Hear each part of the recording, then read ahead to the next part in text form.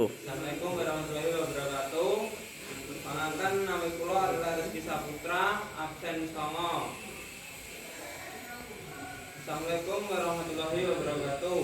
Sugeng enjing Bapak Ibu guru saha kanca-kanca sedaya ingkang kula tresnani. Sepisan kula aturaken panuwun dumateng Gusti Allah kesehatan saha pangayomanipun.